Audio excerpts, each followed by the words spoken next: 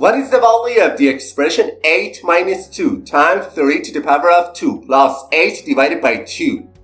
Which option do you think is the correct answer to this question? This question is actually very easy, but it tricks almost everyone.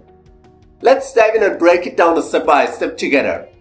Many people, when solving this question, start with 8 minus 2 and write this expression as 6 multiplied by 3 squared plus 8 divided by 2. Then, they move on to 3 to the power of 2, which I have highlighted in yellow, and replace this expression with 6 times 9 plus 8 divided by 2.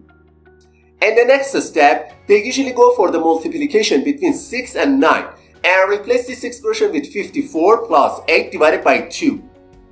Then, they add 54 and 8, and write this expression as 62 divided by 2, which finally gives them the answer 31. And without any hesitation, they quickly say that option D is the correct answer to this question. However, it's not the correct answer to this question.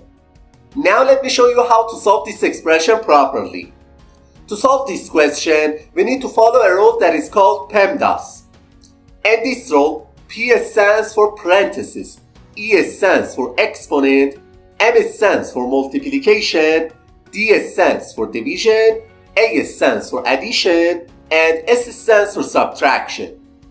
We have to follow the order of operations I told you, step by step from top to bottom.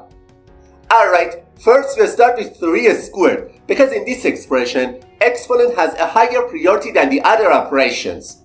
So, instead of the original expression, we can write 8 minus 2 times 9 plus 8 divided by 2. And the next step, we need to go for multiplication and division, since they have a higher priority than addition and subtraction.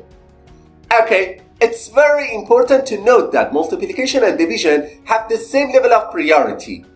And all we need to do here is to move from left to right through the expression, performing the multiplication and division as we go.